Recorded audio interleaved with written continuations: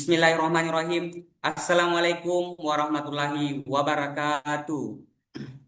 Waalaikumsalam warahmatullahi Waalaikumsalam. wabarakatuh. Salam sejahtera untuk kita semua. Shalom, Om Swastiastu, Namo Buddhaya, dan salam kebajikan. Shalom. Pertama-tama, saya ingin mengucapkan terima kasih dan selamat datang kepada semua teman-teman yang telah meluangkan waktunya untuk mengikuti webinar spesial bulan Ramadan hari ini. Sebelumnya, izinkan saya memperkenalkan diri terlebih dahulu. Perkenalkan, nama saya Umair. Di sini saya dipercaya untuk membersamai teman-teman semua sebagai moderator pada webinar spesial bulan Ramadan hari ini. Webinar hari ini bertajuk Saving Responsible Future Miners, Strategy and Step for Mining Student. Pembahasan yang sangat-sangat krusial tentunya, terutama untuk kita mahasiswa pertambangan, karena industri pertambangan saat ini sedang menghadapi tuntutan global untuk keberlanjutan lingkungan, sosial, dan juga ekonomi. Sementara kita semua sebagai mahasiswa adalah generasi penerus yang memegang peran kunci dalam transformasi ini.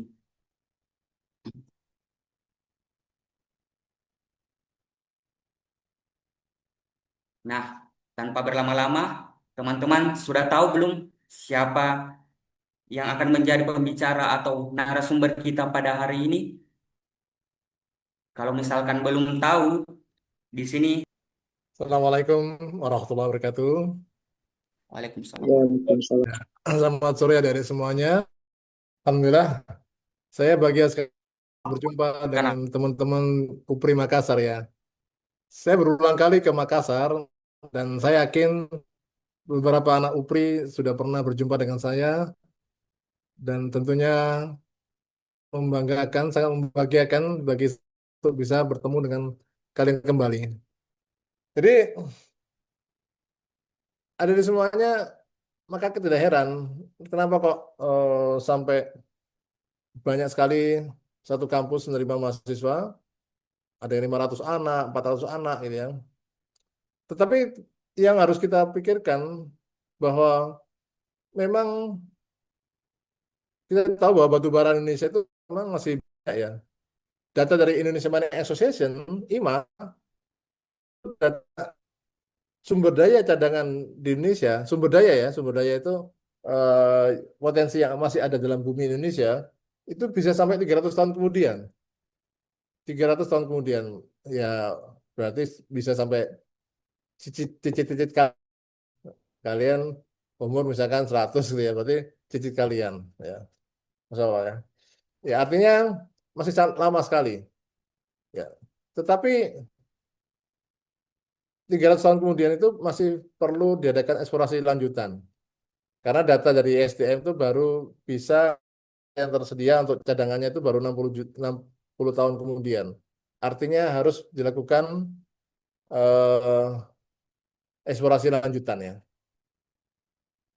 Dan tentunya dari semuanya potensi Indonesia luar biasa, selain batu bara juga nikel. Nikel termasuk Indonesia termasuk produsen nikel terbesar di dunia dan juga tembaga, emas dan yang lainnya ya. Jadi potensi kekayaan Indonesia itu luar biasa. Dan tentunya kita harus tahu bahwa potensi ini tidak kemudian serta-merta ditambang dengan seenaknya. Di Indonesia ada regulasi yang mengatur tentang penambangan ya, tentang penambangan. Dan tentunya kalau di luar pertambangan yang tidak ada ya atau di luar mekanisme yang ditetapkan oleh pemerintah, maka itu termasuk tambang ilegal ya, tambang ilegal. Dan tambang ilegal itu tentunya sesuatu yang eh, bisa berdampak tidak baik, baik itu secara potensi kerusakan lingkungan akan sangat besar jika misalkan ada dilakukan penambangan secara ilegal. Dan kita tahu bahwa di Indonesia ini saat ini ya ada kebijakan RKB batubara yang dipangkas. Yang awalnya bara bisa sampai 790 juta ton per tahun, tahun 2025. Sekarang ini ditetapkan hanya sampai 600 juta ton per tahunnya. Sedangkan nikel awalnya tahun lalu 340 juta ton, sekarang hanya sampai dibatasi hanya sampai 260 juta ton. Ya. Pak, kenapa kok ada pembatasan? Karena harga batu bara dan nikel saat ini sedang jatuh. Ya.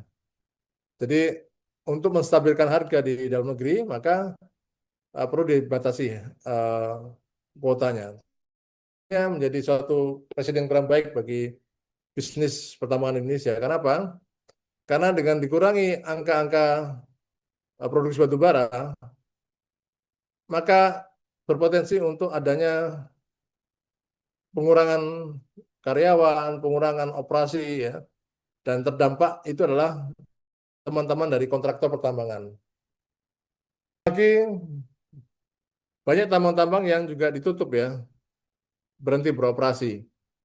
Ya, akibat beberapa kejadian, misalkan di Jawa Barat, misalkan ada moratorium tambang batuan atau moratorium tambang yang beririsan areanya dengan hutan dan dengan perkebunan. Ya.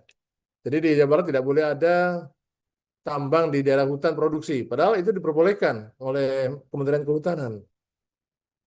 Kemudian di daerah Sumatera Selatan juga ada pemberhentian atau banyak tambang berhenti beroperasi. Kenapa? Karena adanya larangan jalan jalan provinsi dijadikan jalan tambang. Ya, jadi banyak tambang yang tidak beroperasi dan mereka harus membuat jalan tambang, membuat jalan tambang sendiri. Ya, selain itu membutuhkan biaya dan kemudian dia akan otomatis dia tidak akan beroperasi untuk sekian waktu. Ya, oke, itu ya cukup. Ya, ada. Nah, jadi di semuanya, ya, kalian harus bagaimana caranya menjadi seorang yang berkompeten, seorang yang menjadi pembeda. Pembeda itu artinya gini, kalau misalkan kalian ada di suatu tempat, ya, itu adanya kalian ada di situ atau tidak ada di situ itu berbeda.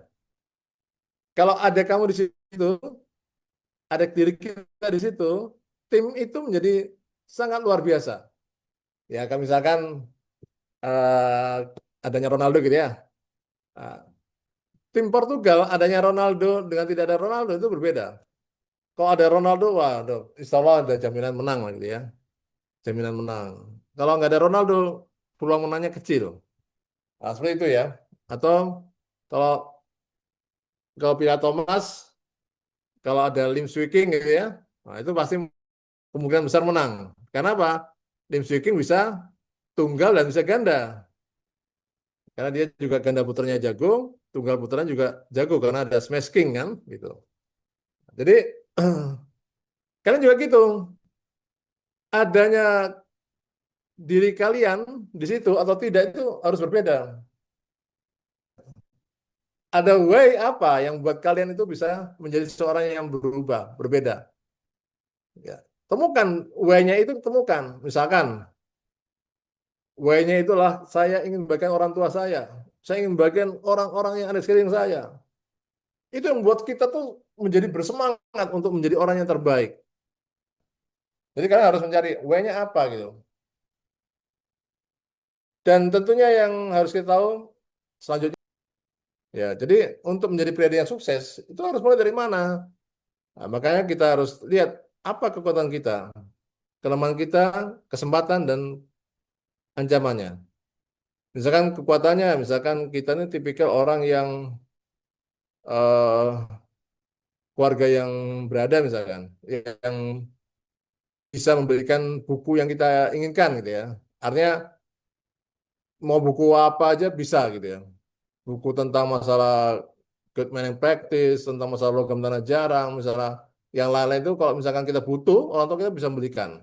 Nah, misalkan kekuatan seperti itu. Kelemahannya misalkan kita sering tidak move on misalkan. Kemudian peluangnya apa? Peluangnya kita berkuliah di kampus UPRI yang cukup mempunyai sejarah yang panjang misalkan. Ancamannya apa? Ancamannya tentunya kita harus lihat bahwa eh, apakah ada orang-orang yang tidak berpotensi di sekeliling kita, ya. Nah, kita harus memastikan bahwa untuk menjadi seorang yang sukses itu harus circle kita itu harus dipastikan orang-orang yang menunjang kita untuk sukses. Kalau misalkan circle kita tidak menunjang, maka itu eh, menjadi kurang baik ya. Pak, apakah kita harus menjauh dari orang-orang yang tidak baik, Pak? Atau orang-orang yang tidak berpotensi? Tidak, ya. Ya kita tidak pungkiri bahwa teman-teman di sekitar kita itu ada yang baik, ada yang tidak, ada yang berpotensi, ada yang tidak. Semuanya teman semua. Tapi yang kita jadikan teman dekat itu orang-orang yang berpotensi untuk menjadikan kita menjadi orang yang sukses. Dan kalau untuk izin batubara, logam dan mineral itu harusnya di Kementerian SDM. Tapi kalau untuk perizinan MBLB, mineral bukan logam dan batuan atau bahan KNC itu adanya di provinsi. Maka sesuatu yang ideal itu bagus, yang harus kalian kejar. Tetapi kalau misalkan tidak tercapai, tidak perlu putus asa, tidak perlu eh, gelisah. Kalian harus percaya diri bahwa apa yang kalian lakukan pada hari ini, pada saat nanti, itu menjadi sesuatu yang penting buat kalian, langkah penting yang harus tetap fokus dan yang ideal tetap kalian kejar. Ya, pilihan untuk menjadi seorang pengusaha pertambangan pun juga harus ada dalam pikiran-pikiran kalian. Misalkan, Pak, kalau pengusaha tambang itu apakah harus butuh uang besar, Pak? Modal besar, Pak? Ya nggak selalu ya, karena kalau misalkan seorang untuk menjadi konsultan pertambangan pun juga tidak perlu modal, tapi kalian perlu jam terbang. Karena kalau misalkan kalian masih muda, mau jadi konsultan pertambangan pun juga orang nggak percaya gitu ya. Nah, jadi dan juga untuk proyek-proyek pun juga nggak mesti harus cari proyek-proyek yang besar. Saya pribadi waktu proyek pertama kali saya waktu di GMB itu adalah mengurus izin WIUP, wilayah izin usaha pertambangan Pasir Sedot di Cimangkok Cianjur. Itu ya yang pertama kali saya kerjakan. Ya. Tapi dengan izin Allah sekarang ini sudah sampai banyak ya pekerjaan buat tambang batu bara, nikel, semua itu ada sudah pernah saya kerjakan. Nah, jadi tidak mesti harus yang besar dulu, tidak mesti harus yang ideal dulu. Saya dulu waktu kerjaan pertama kali saya itu adalah tambang Pasir Sedot ya. Dan tentunya pekerjaan semua pun berisiko. Kalau tambang seorang konsultan tambang juga risiko. Risikonya adalah di kecepatan. Banyak orang yang minta kita agak cepat dan mereka memegang timeline kerja. Nah, kalau misalkan tidak tepat waktu, kita kadang bisa ada penalti, bahkan ada juga kasus uang dikembalikan, gitu ya. Itu terjadi itu. Dan untuk masalah menjadi seorang pengusaha pertambangan, kalian juga bisa mencoba di SIPB gitu ya, surat izin penambang batuan. Di SIPB itu, misalkan ya kalian lihat ada eh, proyek bendungan atau proyek jalan tol gitu ya. Nah, kalian cari lahan yang di sekitar jalan tol atau proyek jalan tol atau proyek bendungan itu. Mungkin jauh, mungkin bisa sekilo, 2 kilo, 3 kilo, 4 kilo, 5 kilo dari lokasi proyek ya. Nah, ketika kalian ketemukan lokasi lahannya, kalian misalkan baik itu lahan batu atau pasir, kalian cek speknya, apakah pasir dan batunya itu cocok dengan spek yang ada di proyek itu. Misalkan kekerasan batunya, tingkat kadar lumpurnya kalau itu pasir, gitu ya. Nah, selain cek sampel ke lab dan cocok, kalian bisa sampaikan kepada pemilik lahan, Pak, saya ada, saya lihat di sana ya Bapak, Bapak bisa cek. di sana ada proyek yang membutuhkan pasir dan batu yang sesuai dengan spek Bapak. Bapak mau naik haji nggak Pak? Gitu. Mau umroh nggak Pak? Gitu ya. Nah, daripada Bapak bercocok tanam yang mungkin tidak seberapa gitu ya. Yuk kita kerjasama Pak. Kita kerjasama. eh, Bapak nanti lokasi Bapak kita tambang. Saya ngurus izin tambangnya. Nah, itu ngurus izin tambang itu dengan cara SIPB, Surat Izin Pengembangan Batuan. Nah, kemudian nanti kita bagi hasil Pak. Bapak 60%, saya 40%. Nah, terus kemudian kita minta agar kepada pemilik proyek agar pembayarannya itu tumpah bayar, tumpah bayar gitu ya. Nah, jadi kita nggak ada modal nih, modalnya cuma ngurus izin tambang, ngurus uji lab ya. Ya kalau perhitungan saya sih butuh modal 10 juta lah ya atau 20 juta. Dan itu pun juga nggak langsung sekaligus bayar ya. Nah, karena di dalam pengurusan izin tambang SIPB itu ada kewajiban untuk PNBP, PKPR, ada uji lab, ada ya untuk sidang sidang di SDM atau di DLH, Dinas Lingkungan Hidup itu kadang-kadang butuh uang rapat, uang makan gitu ya. Kita harus menyediakan mereka makan juga. Nah, gitu. Ya modal itu aja ya. Setelah terbit izinnya, kalian bisa mulai menambang. Pak, alat beratnya gimana ya? Alat beratnya kan kalian bisa hitung kan. Butuh satu ekskavator. Itu sewa dengan termasuk keneknya, termasuk operatornya. Kemudian kalian bisa bahan bakarnya, ya kalian bisa hitung berapa biaya operasi dan berapa biaya yang dibutuhkan untuk eh, berapa litase truk yang kalian butuhkan untuk bisa menutupi biaya operasional BIP-nya itu kalau sudah berapa truk gitu ya. Nah, jadi kalian bisa ngitung, oh, kalian bisa jadi seorang pengusaha tambang juga itu. Jadi pengusaha tambang itu tidak mesti harus pengusaha tambang batu bara ya. Ya tambang batuan juga, tambang pasir juga kalian juga seorang pengusaha juga gitu ya. Gitu. Ada yang tanyakan?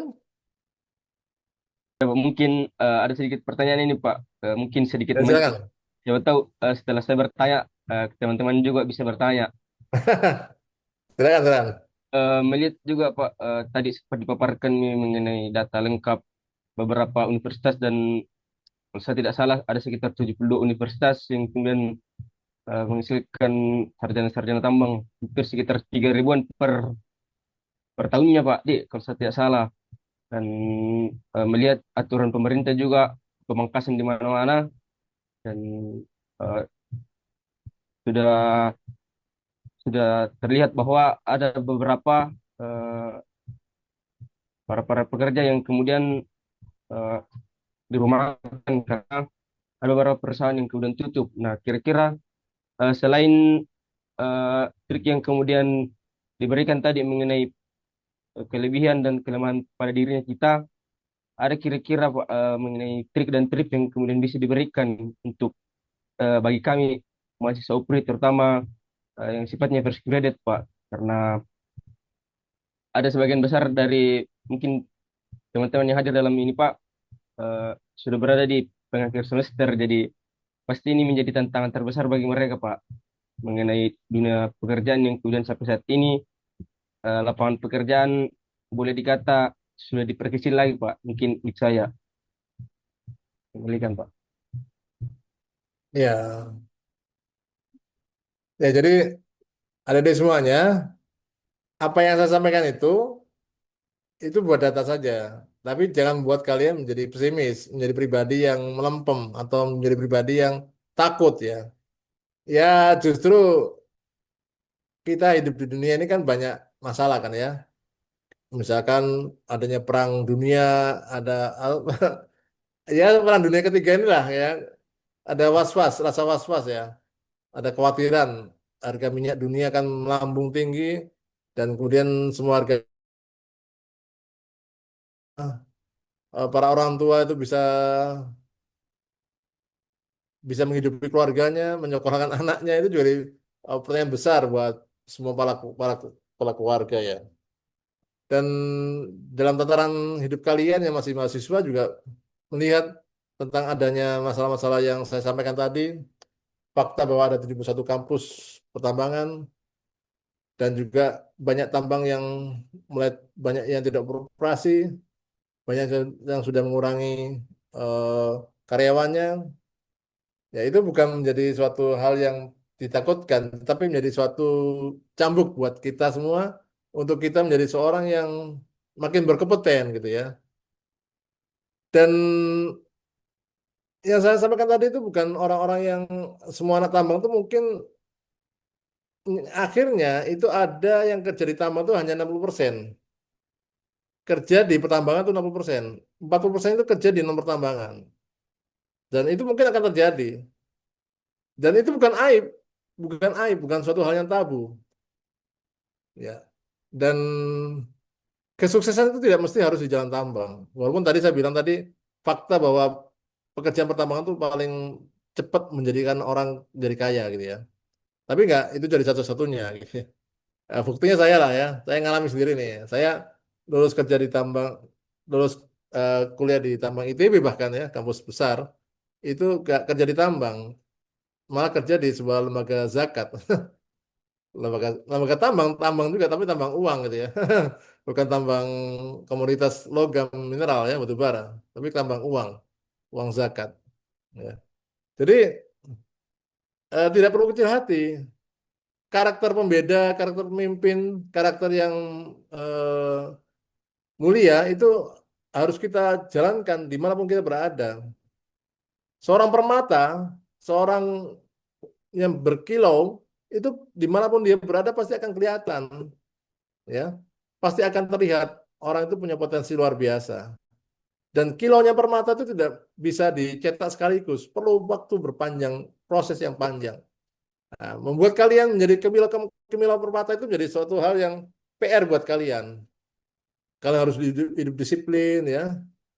Pagi subuh harus bangun, kemudian belajar, kemudian banyak diskusi dengan ya seperti halnya sekarang ini kalian ngabuburit eh, potensi ngabuburit seperti saya bersama saya ini adalah suatu cara buat membuat kalian kemilau ya. Nanti EC berapi kan diskusi dengan saya akan datangkan dari dosen ITB atau dari orang-orang dari tambangnya kalian Pak ingin ingin dong Pak ingin narasumber dari Freeport saya datangkan nanti dari Freeport dari Harita dari manapun yang kalian inginkan ya. Jadi itu membuat kalian makin berkilau gitu ya. Dan misalkan kalian ternyata harus bekerja di bukan pertambangan, itu nggak masalah juga. Tapi tentunya prospek pertambangan Indonesia itu makin bagus kok, masih tinggi. Karena sumber daya di slide yang keberapa itu saya lihatkan kan, potensi batu bara aja sampai 300 tahun kemudian. Ya.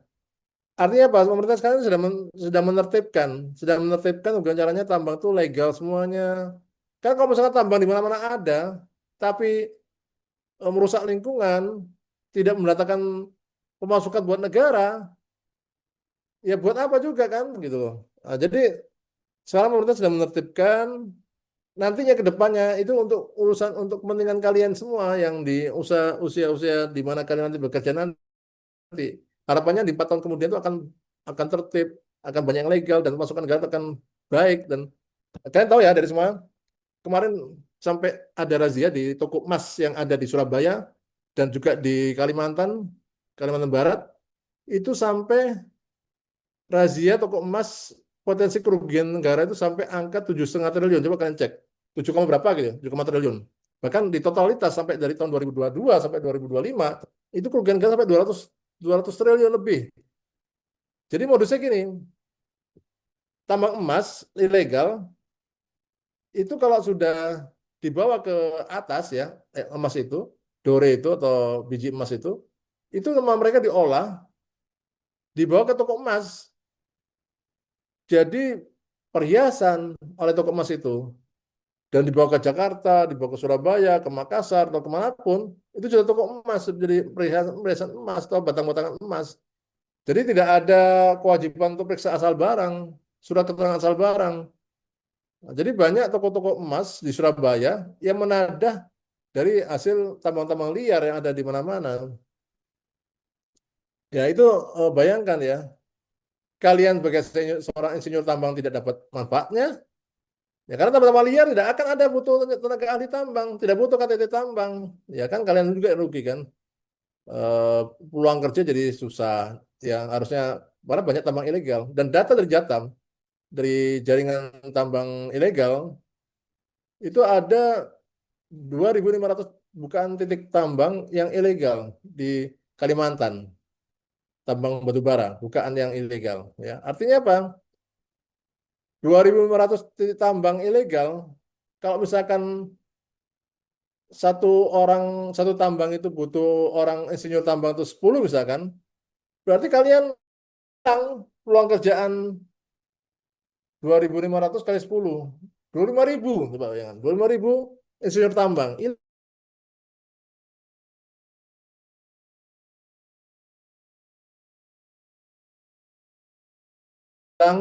ke negara. Adanya malah kerusakan lingkungan. Ya, itu yang jadi saya katakan yang saya sampaikan tadi itu bukan membuat takut kalian, tapi justru kedepannya harus makin bagus sehingga nanti tambangnya makin banyak, tertib dan legal, tertib dalam tertib dalam pembuatan dokumen dan juga laporan-laporannya. Maka itu yang diharapkan nanti mendatangkan manfaat yang besar buat kalian para insinyur tambang. Jadi saya sampaikan itu mimpinya seperti itu gitu loh. Tapi ya itu saya bilang tadi, kan kita tidak bisa memastikan ya berapa tahun lagi akan semua itu terwujud ya. Apakah 1 tahun kemudian, 2 tahun kemudian, 3 tahun kemudian? Tapi kan rezeki kan nggak perlu nunggu sampai 3 tahun kemudian, karena tahun depan saya harus lulus misalkan. Apakah tahun depan saya lulus itu pasti sudah bagus semua aturan tambang sehingga pemerintah bisa bisa membuka tambang baru lagi banyak gitu. Tambang UMKM juga baru mau ada 2 bulan lagi. Proses pengurusannya mungkin butuh waktu 1 tahun kemudian. Ya, masih lama waktunya. Nah, kemudian ya harapan harapan kita tentunya kamu lagi itu sudah banyak tambang-tambang UMKM, tambang-tambang yang lain buka gitu ya. Kalau misalkan tidak, ya tidak masalah. Seorang yang berkarakter tangguh, bermental kuat, leadership yang bagus, itu risk itu nggak mesti harus berupa pertambangan besar. Yang tidak ideal pun nggak masalah gitu ya. Nah, jadi kita tetap punya mimpi yang ideal, tapi kalau misalkan di depan kita tuh adanya tidak ideal, belum ideal, tidak masalah gitu. Tidak masalah ya. So itu ada di semua. Paham ya, Gilbert ya? Ya Pak, ya Pak.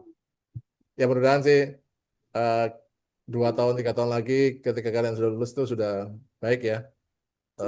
Iklim pertambangan Indonesia, iklim berusaha, karena aturan-aturan yang sedang dilakukan oleh pemerintah ini dalam rangka memperbaiki ke depannya supaya good mining practice tercapai, kemudian juga eh, celah-celah untuk orang mau nakal atau mau mau illegal mining itu tidak bisa lagi hanya gitu ya. Tentunya para aparat ini yang harus jadi peran PR pemerintah bisa dihilang. Ya alhamdulillah sih menurut saya sudah berani ya menindak para backing-backing ya sudah mulai berani ya. Sampai sekelas Agricultural Resource saja sudah berani mau ditutup gitu ya.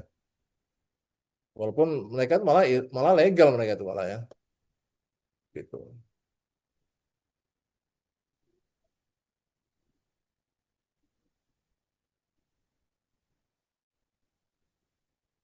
Seperti halnya kasus timah yang smelter 6 smelter timah yang 3 bulan lalu kalian bisa cari di internet juga pernah dirazia oleh Pak Prabowo langsung itu sampai akhirnya kerugian negara sampai 6 triliun ya bisa diselamatkan ya.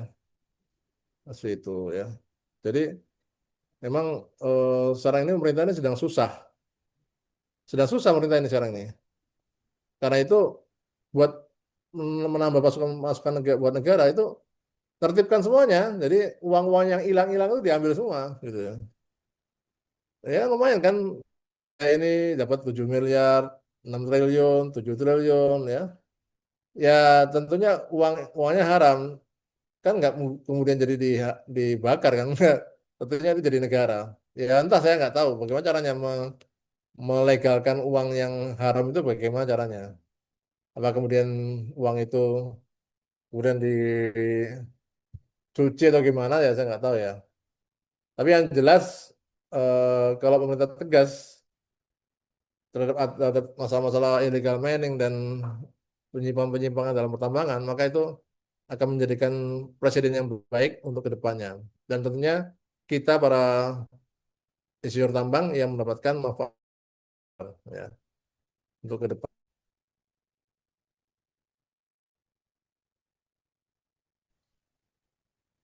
Kalau nggak ada yang bertanya, saya pikir itu dulu ya, moderator ya.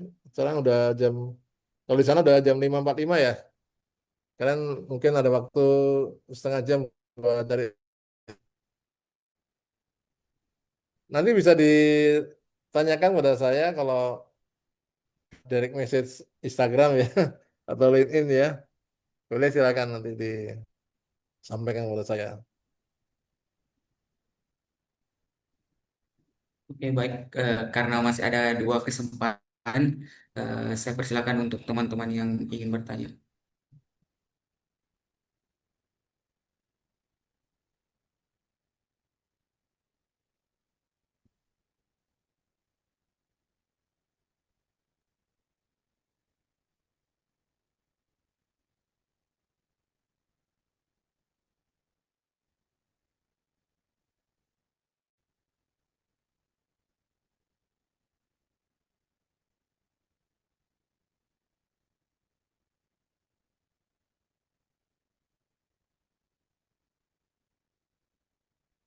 Oke, baik. Itulah tadi sesi tanya jawab dari Bapak Insinyur Wisnu Salman. Bagi teman-teman yang ingin berkenalan lebih dekat dengan beliau, mungkin teman-teman bisa follow akun IG dan LinkedIn.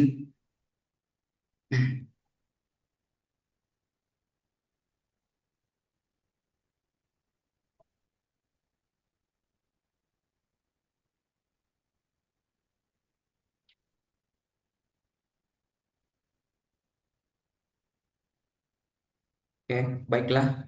Dengan berakhirnya pemaparan dan sesi tanya jawab dari Bapak Insinyur Wisnu Salman, maka berakhir pula webinar kita pada hari ini. Dan saya percaya bahwa acara ini dapat menjadi acara yang bermanfaat untuk kita semua, karena acara ini akan banyak sekali memberikan value baru, khususnya kita mahasiswa tambang yang nantinya bisa mempersiapkan diri menghadapi industri yang menuntut operasi aman, lanjutan dan patuh terhadap regulasi. Saya Umair, mohon maaf bila ada kesalahan kata ataupun ucapan. Pamit undur diri. Wassalamualaikum warahmatullahi wabarakatuh. Waalaikumsalam warahmatullahi wabarakatuh. Terima kasih ya teman Terima kasih semuanya. atas kesempatannya, Terima Pak. kasih banyak, Pak. Ya, semoga nanti suatu saat bisa jumpa lagi ya. Ya, Pak. Banyak, Itu Pak. tunggu Ya, pertemuan selanjutnya, Pak. ya, oke.